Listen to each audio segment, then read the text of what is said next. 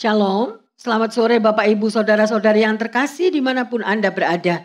Kita boleh bertemu kembali pada sore hari ini. Dan kita percaya bahwa hari ini adalah hari yang Tuhan jadikan. Mari kita bersukacita. Bersama-sama dengan kami yang ada di sini, bukalah hatimu, kita mau memuji, memuliakan Tuhan. Bersuka di dalam Tuhan.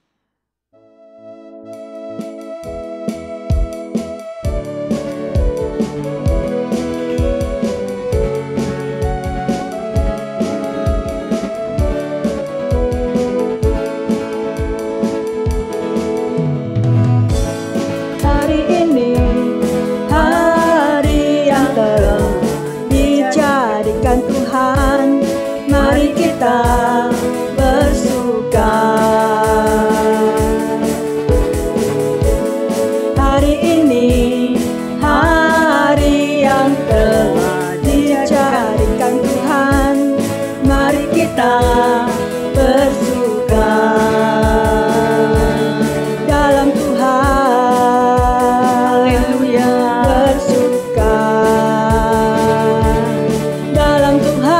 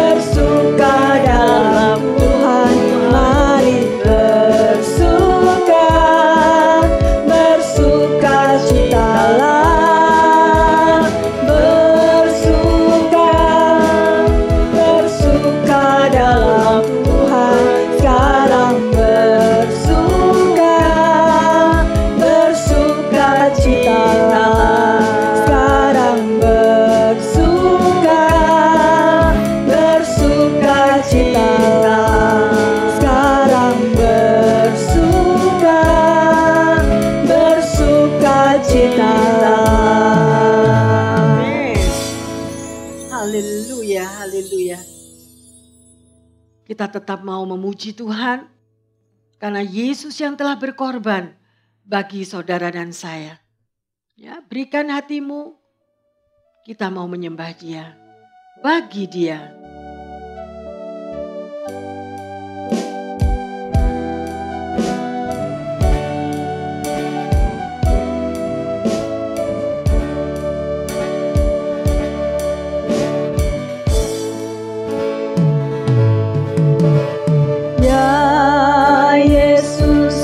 Selamat bagiku, ya Tuhan, selamatkan jiwaku. Bagi Dia pujianku tak dapat balas kasih-Nya.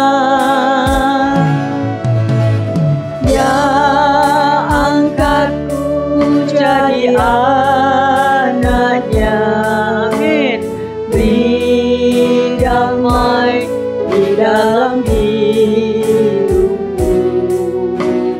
Bagi Dia sembahku, hanya Dia segalanya bagiku. Haleluya.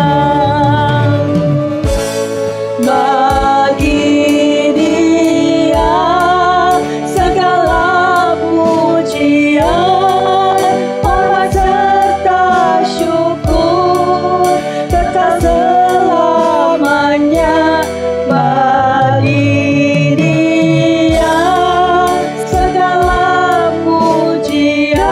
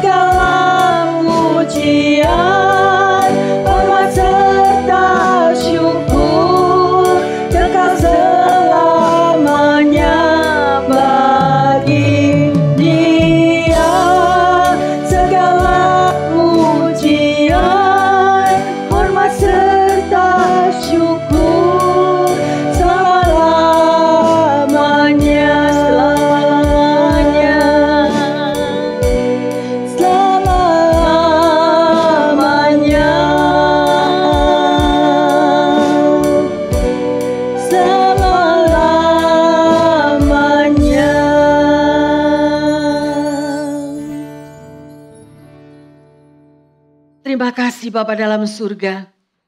Engkau adalah dasar yang teguh. Kami percaya akan firman-Mu. Masa depan kami ada di dalam rancangan-Mu. Rencana-Mu selalu indah bagi kami ya Tuhan Yesus. Terima kasih Bapa.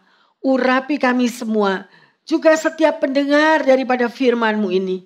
Kami akan belajar bersama-sama pada sore hari ini. Sehingga kami mampu dapat berdiri dengan teguh bersama dengan Engkau. Karena Engkau selalu menopang kami. Terima kasih Bapa. Di dalam nama Tuhan Yesus kami berdoa. Haleluya. Amin. Shalom. Selamat sore Bapak Ibu, saudara-saudari yang terkasih. Kembali lagi kita berjumpa. Dan sungguh luar biasa kalau kita masih berada pada bulan Januari ini ya. Masih suasana tetap tahun baru. Ya. Dan kita mau senantiasa melibatkan Tuhan di dalam segala perkara. Hidup kita adalah ibarat suatu pertandingan. Ya. Ada kalanya kita harus menghadapi tantangan. Dan banyak hadangan demi hadangan yang ada di depan kami. Bagaikan gunung-gunung yang menjulang tinggi. Persoalan yang tidak pernah kunjung selesai. Seolah-olah melebihi daripada batas kemampuan kita. Dan pada satu kenyataan yang pahit, menggoncang hidup kita. Mungkin ada kegagalan yang terjadi dan itu memukul, memberikan seolah-olah hidup kita tidak memiliki jalan keluar lagi. Akhirnya kita menyerah kepada keadaan. Ya.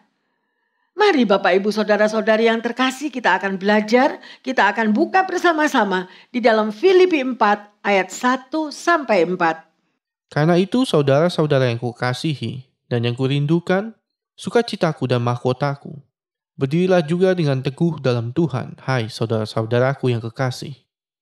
Euodia ku nasihati, dan Sintike ku nasihati, supaya sehati sepikir dalam Tuhan.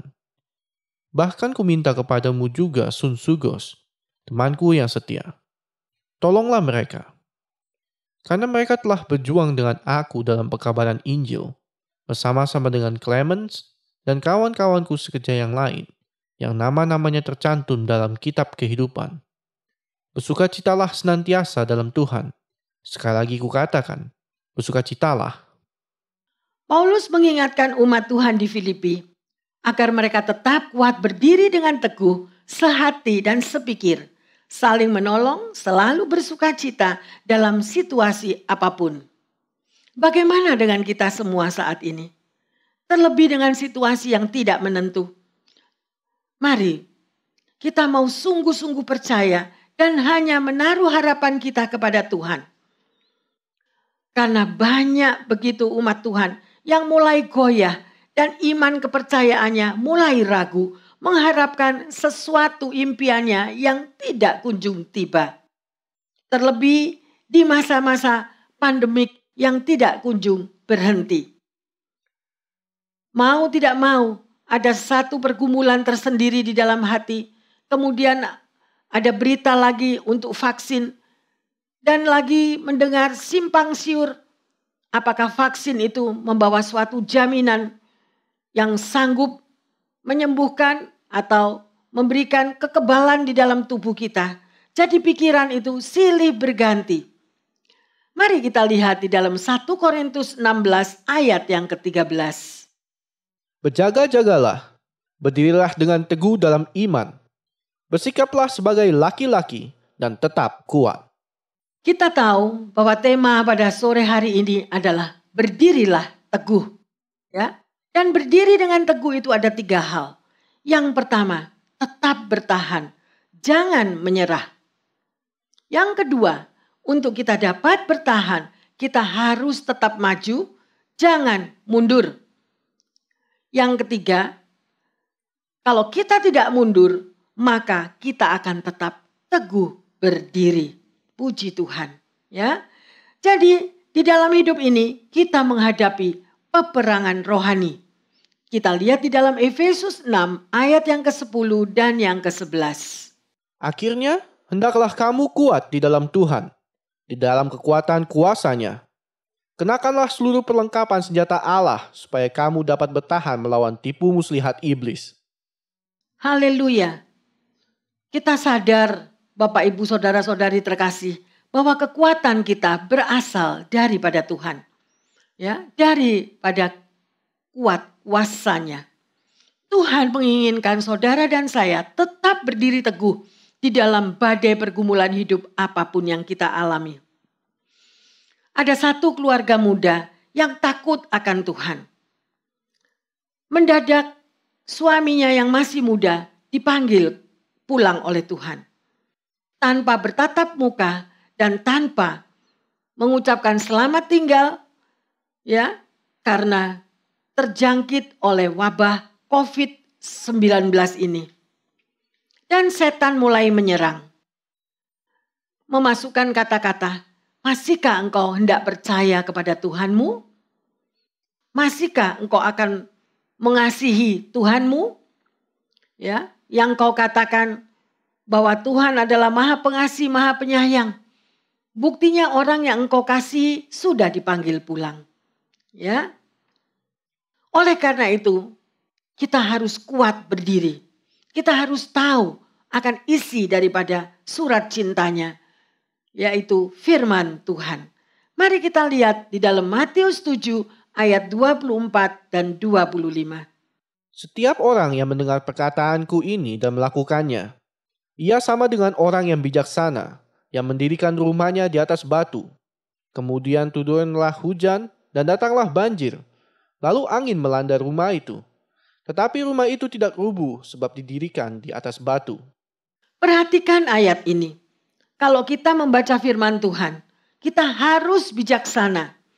Mohonlah urapan Roh Kudus untuk saudara bisa mengerti. Ya, jadi untuk membangun rumah kita harus di atas batu karang. Mengapa? Supaya teguh berdiri.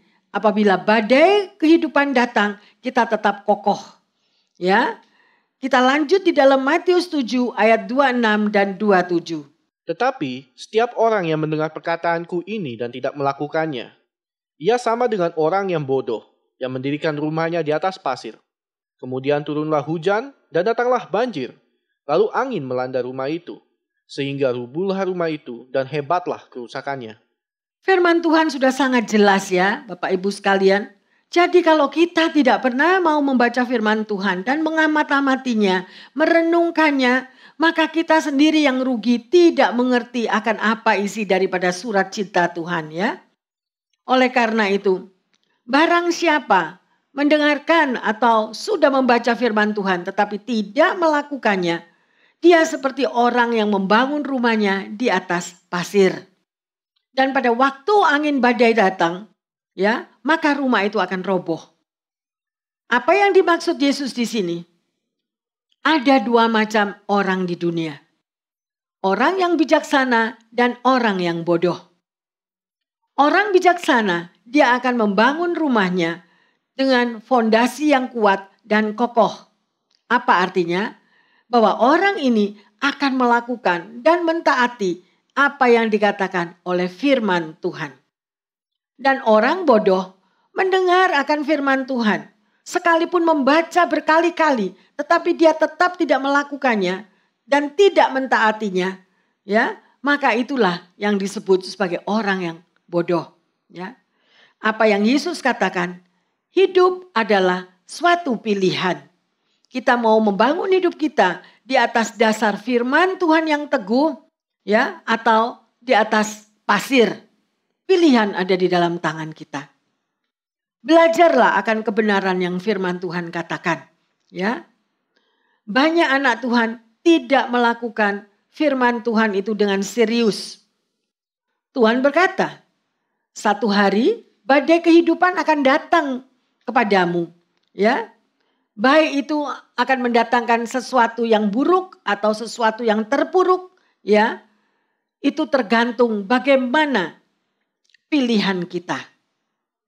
Kita tidak dapat berdiri dengan teguh kalau kita membangun dasar kehidupan kita di atas pasir Artinya tidak pernah tahu akan firman Tuhan dan tidak pernah melakukan firman Tuhan.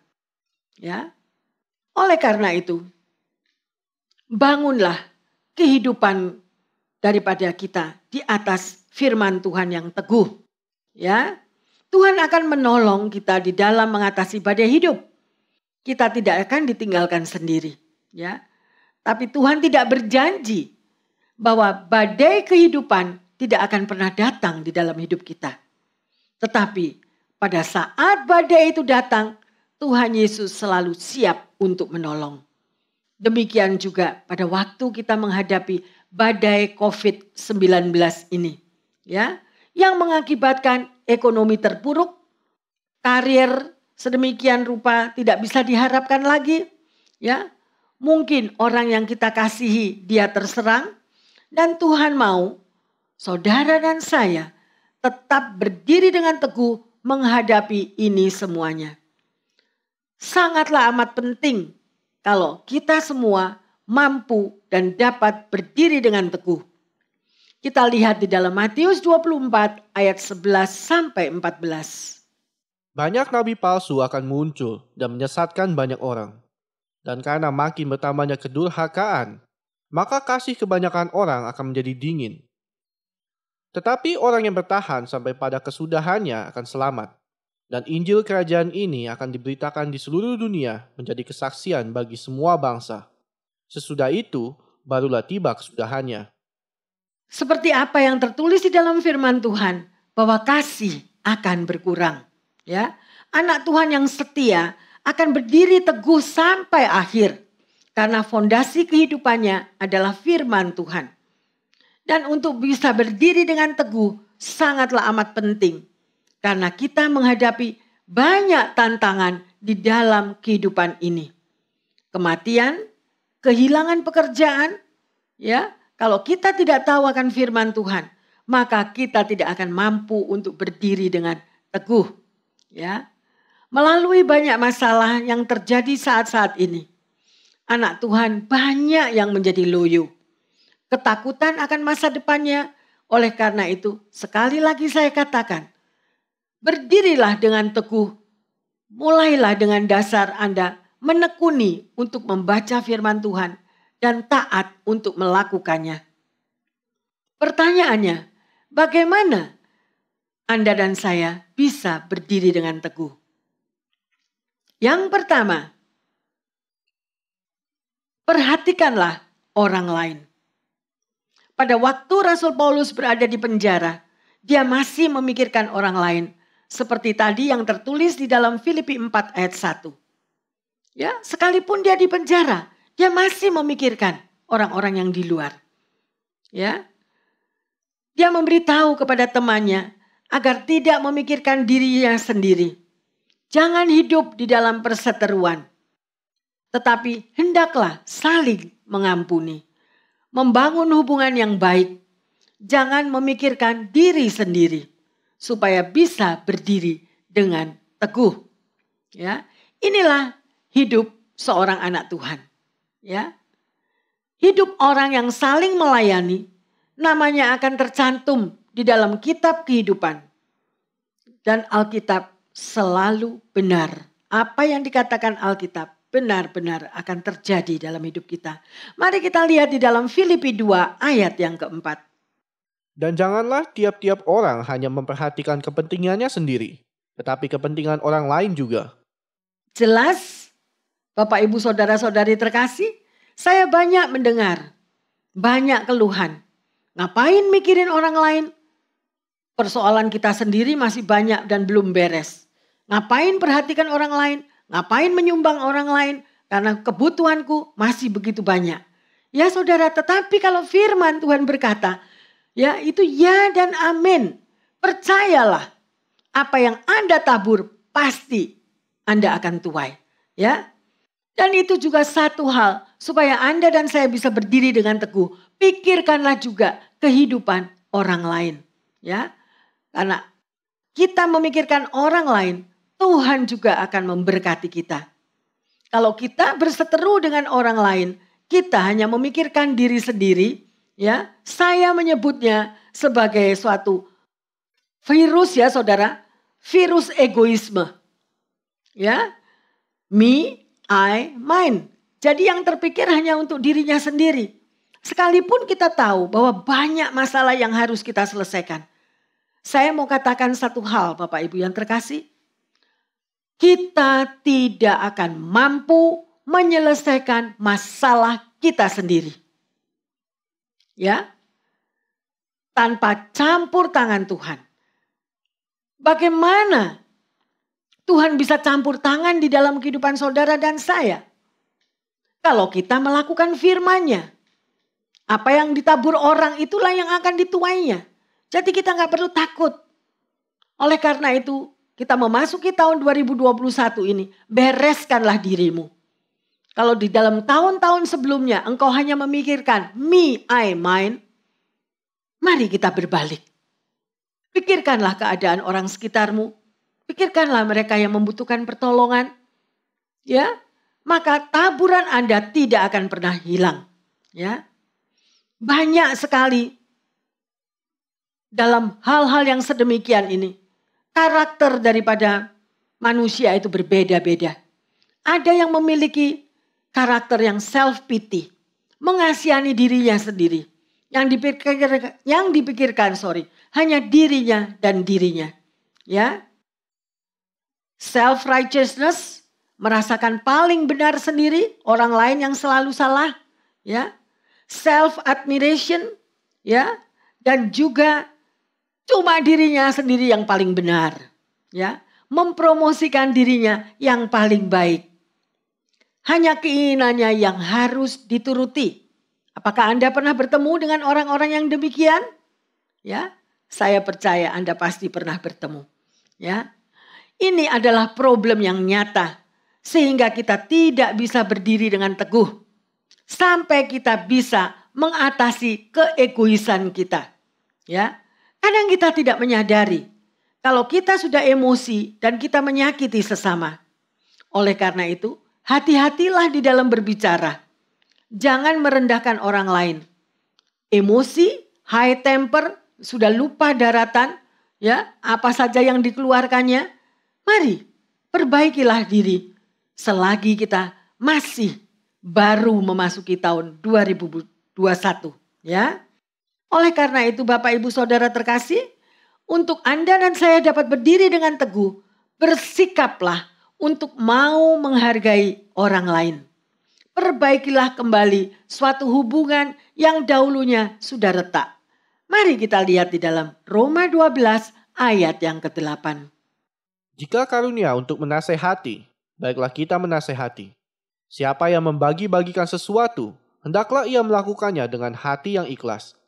Siapa yang memberi pimpinan, hendaklah ia melakukannya dengan rajin. Siapa yang menunjukkan kemurahan, hendaklah ia melakukannya dengan sukacita. Amin. Ya, semua apa yang tertulis di dalam firman Tuhan itu ya dan amin. Sekarang pertanyaannya, Anda tahu firman Tuhan, Anda membaca firman Tuhan, apakah kita sebagai pelaku firman Tuhan itu? Ya, mari. Kalau kita tidak membereskan hubungan kita, itu akan mengakibatkan putusnya suatu hubungan untuk seterusnya. Ya, karena kita tidak mau lagi berhubungan dengan orang lain. Ya, dengan orang tersebut. Dan kita sendiri juga akan mengalami kekecewaan dan kepahitan. Yang kedua, rejoice always. Apa artinya? Mari kita baca di dalam Filipi 4 ayat yang keempat. Bersukacitalah senantiasa dalam Tuhan. Sekali lagi kukatakan, bersukacitalah. Tuhan Yesus menyarankan agar kita mengucap syukur. Ada sukacita. Apa artinya? Dengan kata lain, untuk bersukacita hanya suatu pilihan, ya. Dan kita memilih untuk bersukacita di dalam Tuhan, bukan dengan keadaan sekeliling kita. Keadaan sekeliling kita, misalnya kita bersukacita karena diberkati, karena naik pangkat, karena mendapatkan berkat, karena mendapatkan mobil baru, ya. Itu semuanya hanya datang dan pergi, ya. Hanya sementara. Tetapi mari kita baca di dalam Habakuk 3 ayat 17 dan 18. Sekalipun pohon ara tidak berbunga, Pohon anggur tidak berbuah. Hasil pohon zaitun mengecewakan. Sekalipun ladang-ladang tidak menghasilkan bahan makanan. Kambing domba terhalau dari kurungan. Dan tidak ada lembu sapi dalam kandang. Namun aku akan bersorak-sorak di dalam Tuhan. Beria-ria di dalam Allah yang menyelamatkan aku. Luar biasa firman Tuhan ini. Baca sekali lagi, resapi, meteraikan di dalam hati kita. Ya, bayangkan kalau tidak ada pekerjaan, tidak ada uang, tidak ada makanan. Seperti tadi yang tertulis di dalam ayat 18. Kita tetap mau menaruh kepercayaan kita kepada Tuhan. Kita tetap dapat bersuka cita di dalam Tuhan. Ya, karena Tuhan itu nyata dan hidup. Dia akan memelihara hidup kita dan mencukupi kebutuhan kita. Karena Tuhan Yesus adalah sumber berkat saudara dan saya. Firman Tuhan mengatakan burung-burung di udara dia pelihara. Bukankah demikian juga hidup saudara dan saya? Tetapi pertanyaannya, apakah kita membaca firman Tuhan dan mempercayainya? Ya, kita lihat di dalam Nehemia 8 ayat yang ke-10. Lalu Nehemia, yakni kepala daerah itu, dan Imam Esra, ahli kitab itu, dan orang-orang Lewi yang mengajar orang-orang itu, berkata kepada mereka semuanya, "Hari ini adalah kudus bagi Tuhan Allahmu. Jangan kamu berduka cita dan menangis, karena semua orang itu menangis ketika mendengar kalimat-kalimat Taurat itu." Luar biasa saudara ya. Tuhan tidak pernah berjanji di dalam hidup ini tidak ada kesakitan, tidak ada penderitaan. Tetapi Tuhan berjanji di dalam segala beban kehidupan saudara dan saya, Tuhan akan menolong dan selalu campur tangan untuk memperhatikan hidup kita. Jadi kita harus menyadari bahwa sukacita kita hanya ada di dalam Tuhan. Amin. Oleh karena itu, berdirilah dengan teguh di dalam Tuhan. Itu hanya kita dapat melakukan kalau kita mau berserah. Ya, berserahlah sepenuhnya dan percaya serta melakukan firman Tuhan. Haleluya. Ini ada suatu kisah, ya. Dan ini adalah satu kisah nyata, yaitu seorang anak muda yang tiba-tiba merasa badannya sakit semua, tidak enak. Esok harinya dia pergi ke dokter dan dinyatakan dia kena COVID-19.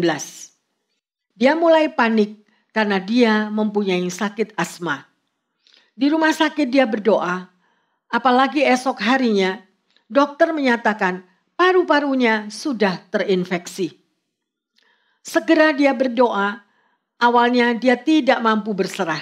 Terjadi peperangan dan ketakutan di dalam hatinya. Dan di dalam doa dia menyadari setiap dari kita pasti satu hari juga akan meninggal. Sekalipun dia masih muda. Akhirnya dia mulai memuji menyembah. Dia mengambil keputusan tersebut. Kalaupun aku harus mati, ya biarlah mati. Tetapi aku mau mati, aku mau meninggal di dalam pujian penyembahanku kepada Tuhan. Ya. Dan pada waktu dia menyanyi memuji Tuhan, dia merasakan ada damai sejahtera masuk di dalam dirinya. Dia mulai teringat akan Mazmur 23, di mana dikatakan Tuhan adalah gembalaku, takkan kekurangan aku. Artinya dia tidak akan kekurangan kesehatan juga. Ya. Kemudian mulai muncul imannya. Juga dia teringat akan firman Tuhan di dalam Yesaya 43 ayat yang kedua. Yang mengatakan, kalau engkau menyeberang melalui air, aku akan menyertai-mu. Kalau engkau melalui sungai-sungai, engkau tidak akan dihanyutkan. Apabila engkau berjalan melalui api, engkau tidak akan dihanguskan. Dan nyala api tidak akan membakar engkau. Luar biasa setelah dia teringat akan firman di Yesaya 43 tadi. Dia bisa mulai pasrah, menyerah. Kalaupun dia harus mati, Tuhan akan menyambut dengan kedua tangan terbuka. Ya, dia mulai terus memuji Tuhan dan mendapatkan lagu-lagu baru di dalam penyembahannya. Dia catat semuanya dan dia merasakan ada sukacita, kedamaian yang mengalir di dalam dirinya. Semua ketakutannya, kekhawatirannya hilang lenyap. Ya. Dan dia menemukan satu hubungan pribadi dengan Tuhan. Dan di dalam waktu 2 minggu, saudara, dokter menyatakan penyakitnya sudah sembuh. Dia mengalami masa karantin dan boleh pulang kembali ke rumah. Banyak teman-temannya yang bertanya, bagaimana kamu berperang untuk mengatasi apa yang kamu alami dalam COVID-19 ini? Dan pemuda ini menjawab, saya tidak berperang, tetapi Tuhan Yesus yang berperang ganti saya. Saya dapat berdiri dengan teguh karena saya lari kepada Tuhan. Saya perbaiki hubungan yang saya tidak pernah alami bersama Tuhan. Mengharapkan pertolongannya. Terjadilah satu hubungan pribadi, intimasi dengan Tuhan. Dan disitulah iman saya dibangkitkan. Ya, luar biasa.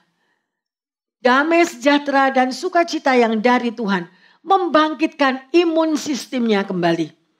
Sehingga dia boleh dipulihkan dari COVID-19 ini. Segala kemuliaan hanya bagi Tuhan. Amin. Bapak, Ibu, saudara-saudari yang terkasih. Kita lihat.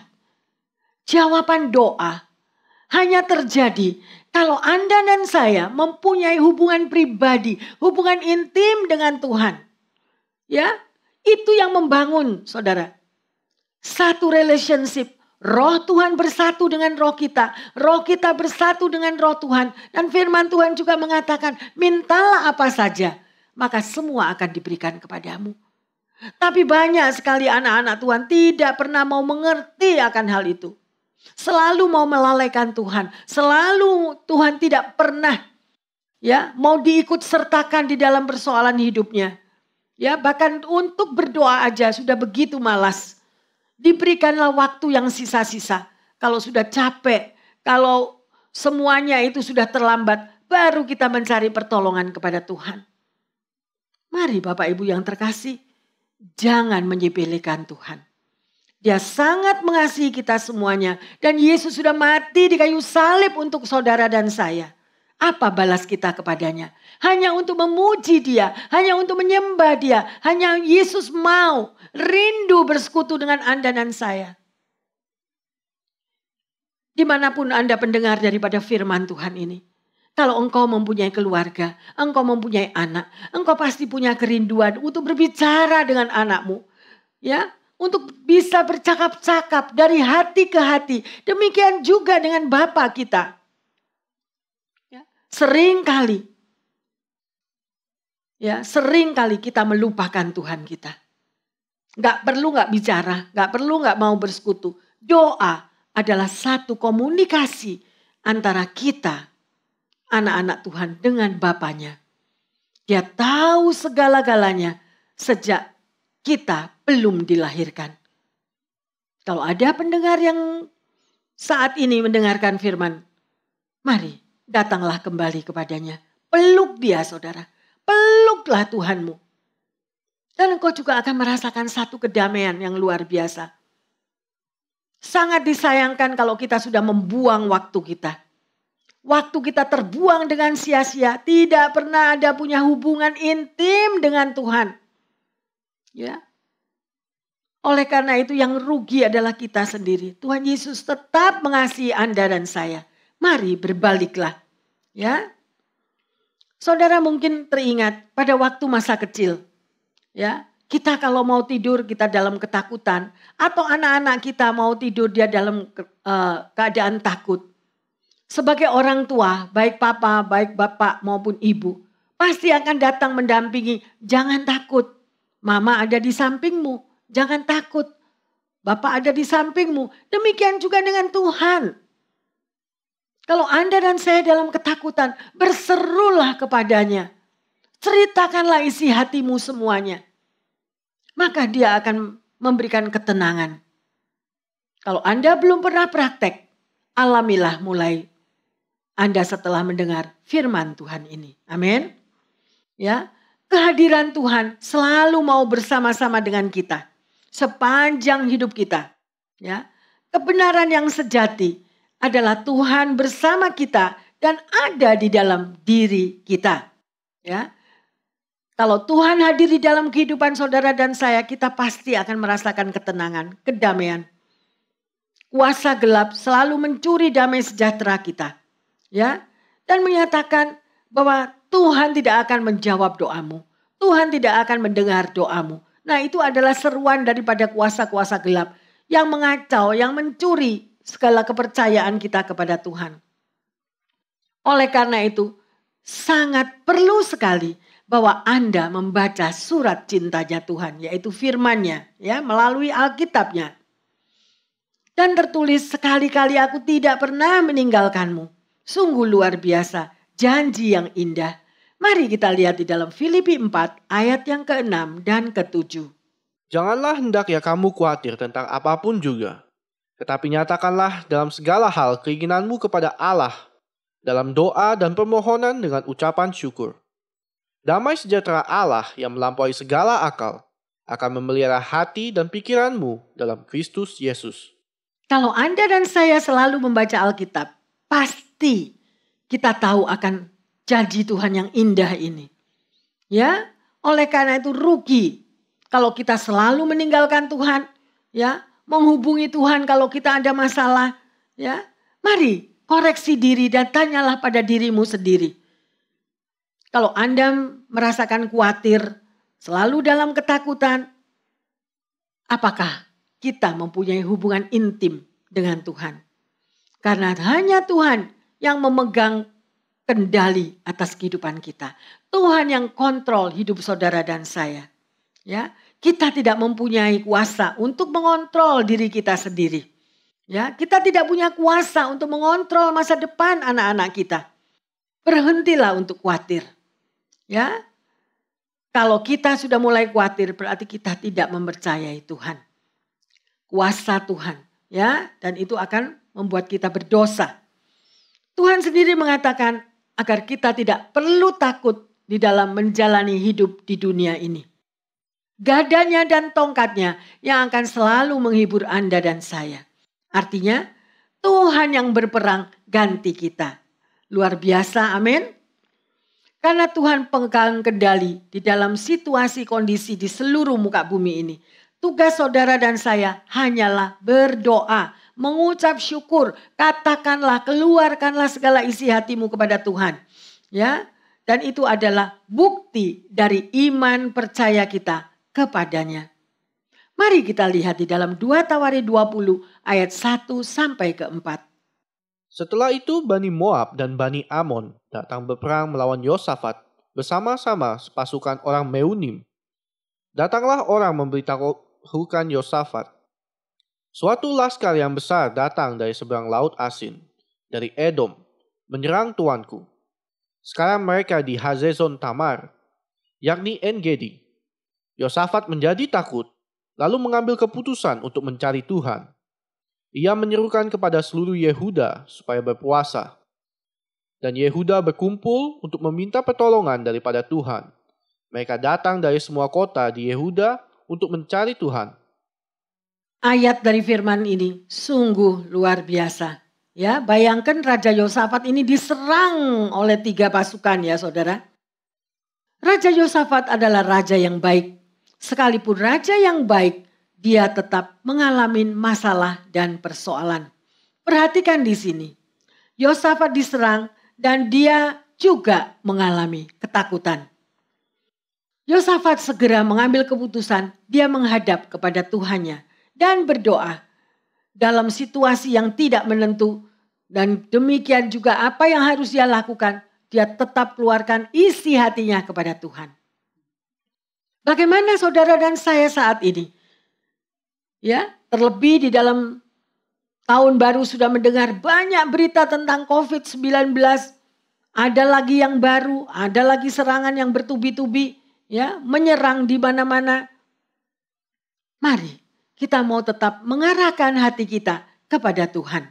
Ya, jangan izinkan pikiran negatif itu menyerang di dalam kehidupan kita.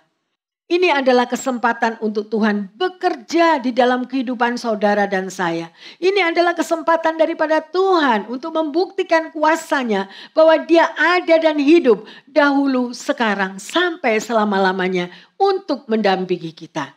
Ya, sungguh luar biasa. Mari kita lihat di dalam 2 Tawari 20 ayat 15 sampai ke 17. Dan berseru, camkanlah, hai seluruh Yehuda dan penduduk Yerusalem, dan tuanku Raja Yosafat. Beginilah firman Tuhan kepadamu. Janganlah kamu takut dan terkejut karena laskar yang besar ini, sebab bukan kamu yang akan berperang, melainkan Allah. Besok haruslah kamu turun menyerang mereka. Mereka akan mendaki pendakian Ziz, dan kamu akan mendapati mereka di ujung lembah, di muka padang gurun Yeruel. Dalam peperangan ini tidak usah kamu bertempur. Hai Yehuda dan Yerusalem, tinggallah berdiri di tempatmu, dan lihatlah bagaimana Tuhan memberikan kemenangan kepadamu. Janganlah kamu takut dan terkejut. Majulah besok menghadapi mereka, Tuhan akan menyertai kamu. Dikatakan, janganlah takut, karena peperangan ini adalah peperangan Tuhan. Tuhan menyertai kita umatnya yang percaya kepadanya. Masalah apapun yang terjadi, Tuhan tahu semuanya. Ya, sebelum COVID-19 ini terjadi, apakah Anda tahu? Apakah saya tahu? Tidak ada satupun yang tahu. Tiba-tiba begitu mendatang, saudara, dan kita semua menjadi terkejut. Tetapi Tuhan sudah terlebih dahulu mengetahui semuanya itu. Marilah, datanglah dan berdoa kepadanya. Keluarkan semua isi hatimu. Seperti pada ayat ke-16 tadi dibaca. Esok hari. Saudara, ada kata esok hari. Apa artinya? Artinya ada masalah yang tidak bisa dibereskan pada hari ini. Ya, percaya kepada waktu Tuhan. Dia adalah Tuhan atas waktu. Jadi berdirilah teguh, jangan kecewa, jangan lari daripadanya. Ya, dan juga jangan lari daripada masalah. Ya, keesokan harinya. Ada berkat di hari yang lain. Ya, tetapi kebanyakan anak Tuhan maunya doanya instant, right now. Sekarang Tuhan, aku mau sekarang. Saudara, Tuhan tahu waktu yang terbaik untuk Anda dan saya. Ya, perhatikanlah sekali lagi. Untuk saudara dan saya bisa berdiri dengan teguh, kita harus menyerahkan persoalan kita kepada Tuhan. Dan percaya bahwa Tuhan akan bertindak dan memberi kemenangan. Amin. Ada satu kesaksian yang nyata. Seorang hamba Tuhan di mana kakaknya diculik oleh penjahat. Dan dia ditelepon untuk minta uang tebusan. Kalau tidak diberi, maka kakaknya akan dibunuh. Ya. Begitu tutup telepon, pendeta ini menjadi gelisah. Dia khawatir dan dia segera berdoa. Tuhan, apa yang harus aku lakukan? Ya. Tapi setelah selesai di dalam doa, dia teringat bahwa Tuhan yang berperang dalam masalah ini. Kemudian dia putuskan teleponnya, dia tidak mau lagi ada hubungan dengan penjahat tersebut.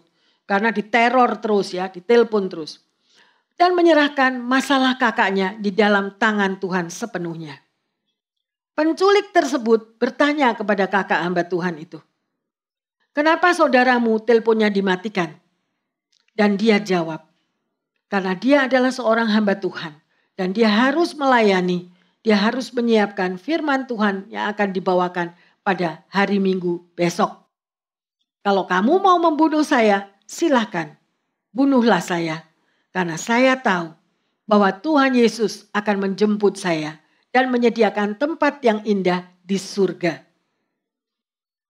Sedemikian rupa, ya saudara, besoknya penculik itu membebaskan kakak dari hamba Tuhan ini. Di mana dia menyerahkan semua persoalannya kepada tangan Tuhan. Kembali lagi, firman Tuhan juga tertulis. Barang siapa takut akan kehilangan nyawanya, maka dia akan kehilangan nyawanya.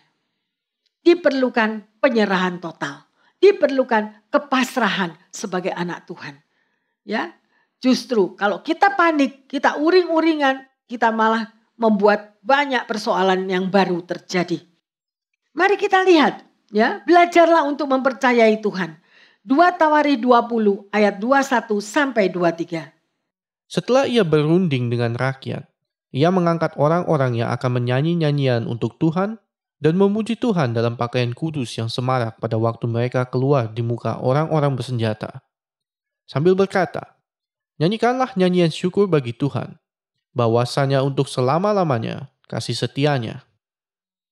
Ketika mereka mulai bersorak-sorai dan menyanyikan nyanyian pujian, dibuat Tuhanlah penghadang terhadap Bani Amon dan Moab, dan orang-orang dari pegunungan Seir yang hendak menyerang Yehuda, sehingga mereka terpukul kalah.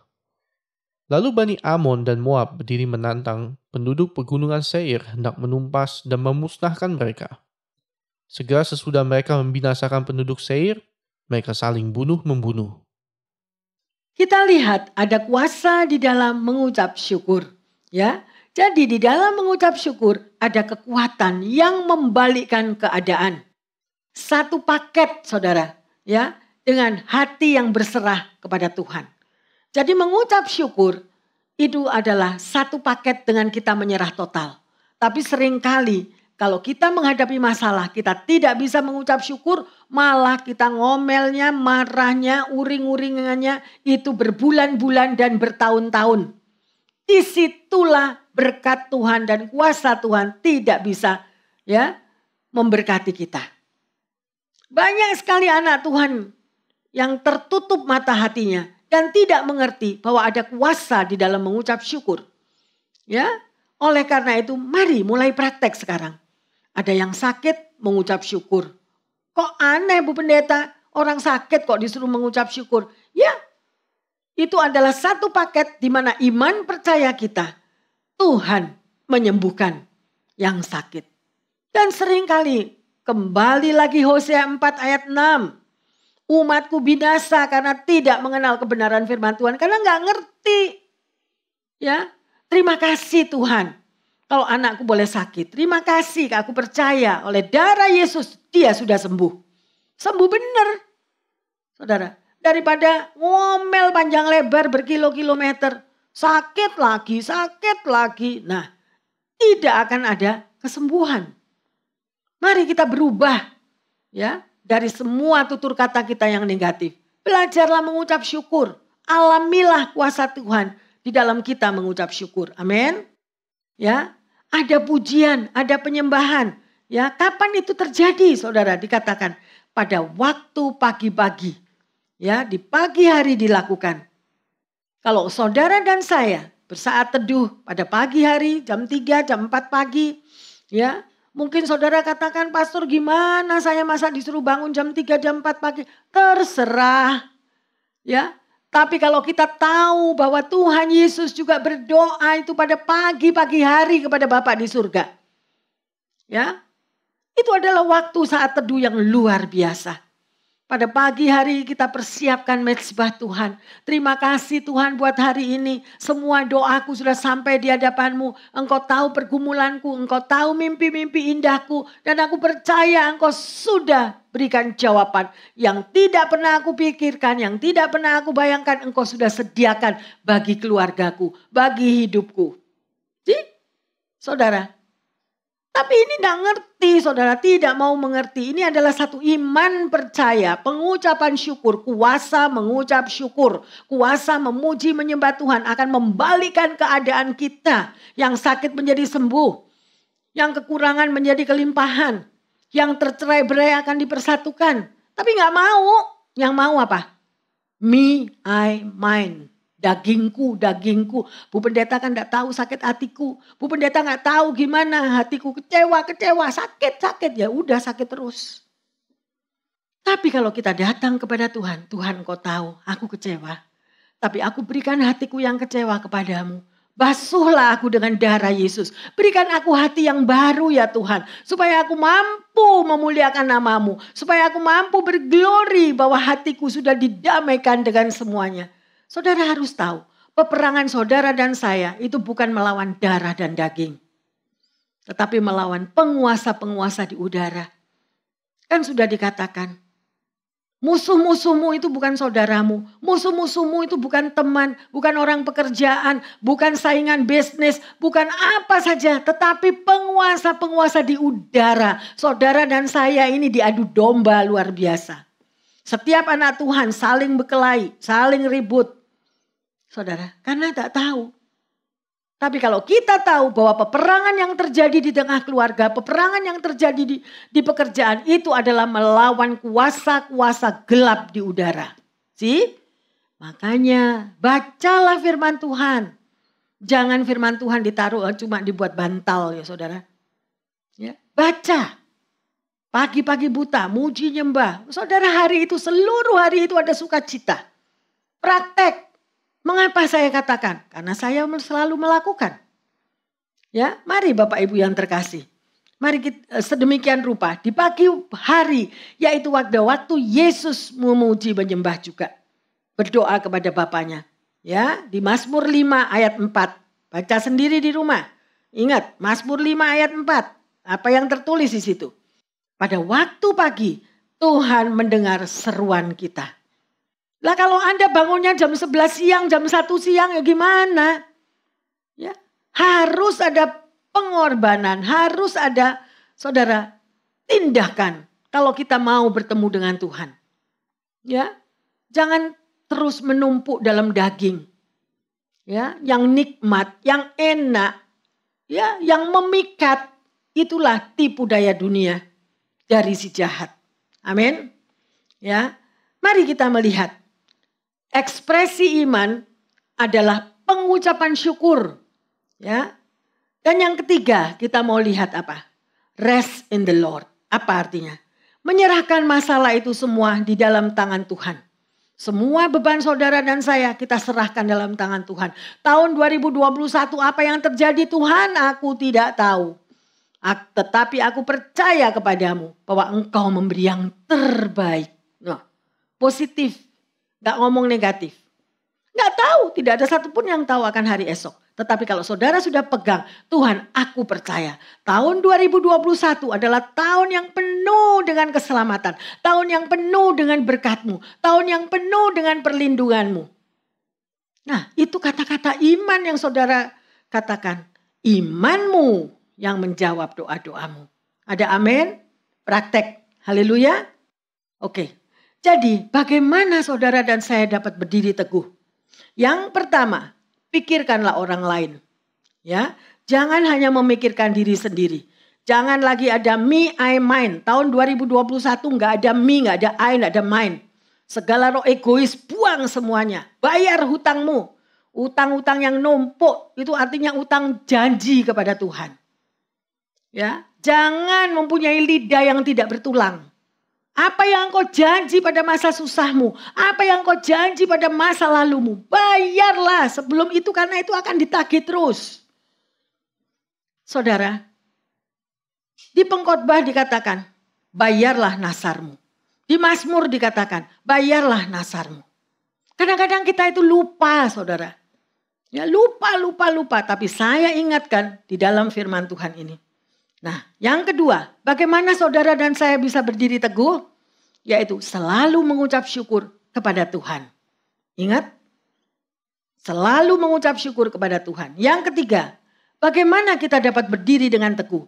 Menyerah total kepada Tuhan. Pasrah, merindukan kehadirannya. Saudara kalau berdoa bagaimana saya nggak ngerti. Tapi kalau saudara di dalam doamu, engkau belum merasakan hadirat Tuhan. Engkau belum merasakan kedamaian di dalam doamu. Jangan stop. Tuhan engkau sudah dengar doaku. Seluruh hari ini aku serahkan dalam tanganmu. Amin. No, itu saudara gak berdoa. Ngomong sama dirinya sendiri. Bagaimana saudara bisa menghampiri raja di atas segala raja. Masuk di dalam rumahnya Tuhan.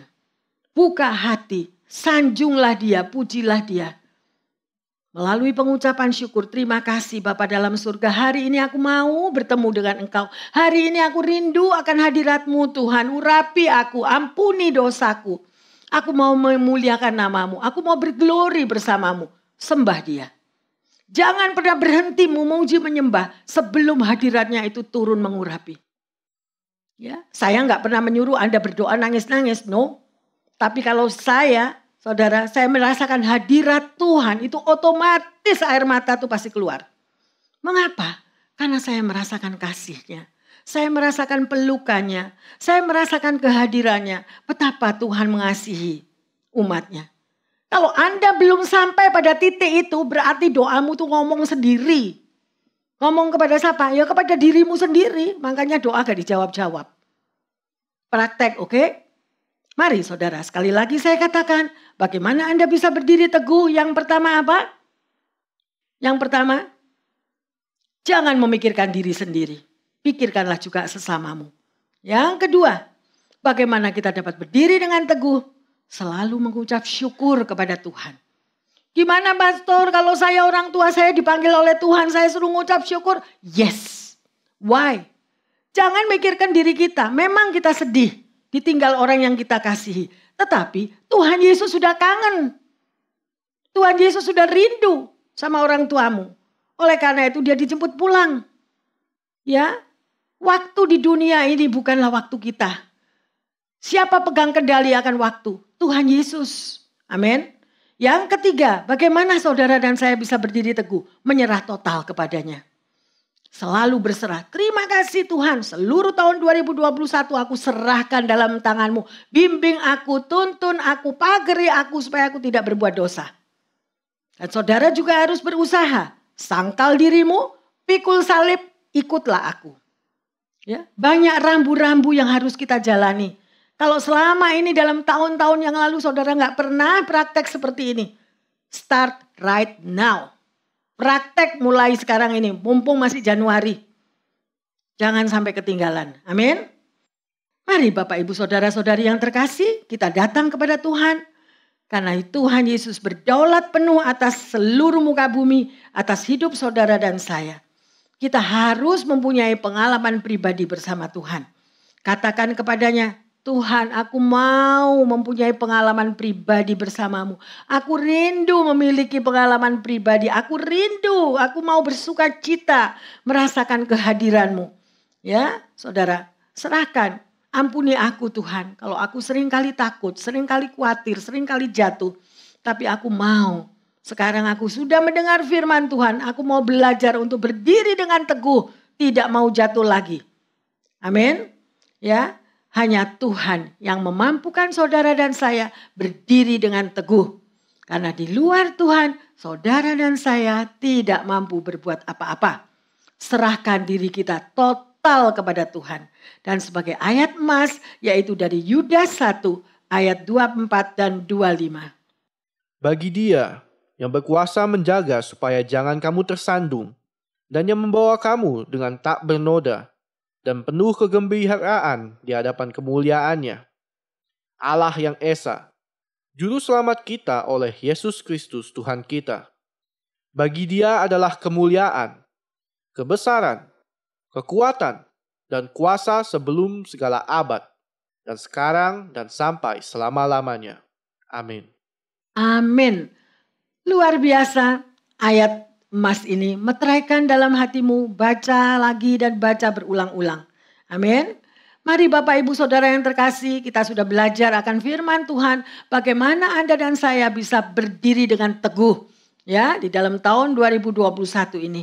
Buka hatimu bersama-sama dengan kami yang ada di sini, kita akan menyembah Kaulah harapan. Ya. Hanya Tuhan harapan kita semuanya. Biarlah lagu ini menjadi doa bagi kita.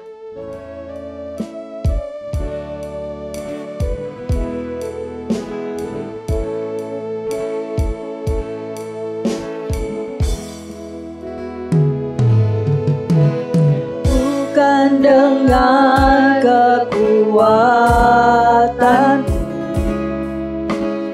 ku dapat jalani hidupku, tanpa Tuhan yang di sampingku ku tak mampu sendiri. Benar Tuhan. Engkau aku yang menopangku, ku pandang wajah-Mu dan berseru, Amin. pertolonganku datang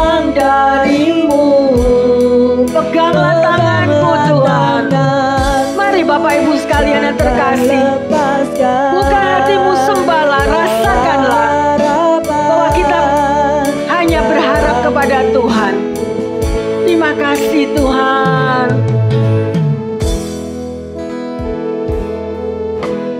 Bukan dengan kekuatan Ya Tuhan, ku dapat jalani hidupku, benar Bapa. tanpa Tuhan yang bisa sampingku. Ku tak mampu sendiri, haleluya. Engkaulah kuatku yang menopangku. Terima kasih Ku Bapa. pandang wajah-Mu dan berseru, Amin, amin. pertolonganku datang dari-Mu. Peganglah tanganku, jangan lepaskan. Kaulah harapan dalam hidupku. Katakan, ku pandang wajah-Mu. Pandang wajah-Mu dan berseru. Berserulah Bapak Ibu sekalian yang terkasih. Sadarilah bahwa pertolongan kita hanya datang daripadanya. Peganglah tangan Tuhan. Jangan lepaskan Dia. Karena hanya Tuhan harapan di dalam hidup setiap kita. Terima kasih Bapa. Terima kasih Yesus. Ku pandang wajah-Mu Tuhan. Wajah-Mu dan berseru, Betul Tuhan. pertolonganku datang dari-Mu. Peganglah tanganku, jangan lepaskan. Kaulah harapan dalam hidupku. Katakan sekali lagi, ku pandang wajah-Mu. Pandanglah wajah Tuhan Bapak Ibu Saudara terkasih. Dimanapun Anda berada. Katakan bahwa pertolonganku hanya datang daripada-Mu Tuhan. Pegang tanganku Tuhan. Jangan lepaskan. Benar ya Bapa. Kaulah harapan dalam hidupku. Kaulah harapan. Benar Tuhan, Kaulah pengharapan kami. Kaulah harapan dalam hidupku. Terima kasih Bapa dalam surga. Sungguh hanya Engkaulah harapan di dalam kehidupan umat-Mu. Kami berterima kasih Tuhan. Karena di saat kami terjatuh, Engkau tidak membiarkan kami tergeletak. Engkau selalu menopang hidup anak-anak-Mu. Kami mengucap syukur ya Tuhan. Untuk firman yang Engkau ajarkan pada sore hari ini. Sehingga kami mengerti apa yang harus kami lakukan. Agar kami mampu untuk dapat berdiri dengan teguh. Dan di dalam waktu yang indah ini ya Bapa. Hamba serahkan seluruh pendengar daripada firman Tuhan ini. Dimanapun mereka berdoa. Dan berseru kepada Engkau. Engkau selalu mendengarnya. Engkau tidak akan tinggalkan umat-Mu. Terima kasih Bapa. Urapilah mereka semua Tuhan. Agar mereka mendapatkan kekuatan yang baru. Agar mereka mengerti bahwa hanya pengharapannya ada di dalam Engkau Bapa. Terima kasih Tuhan Yesus.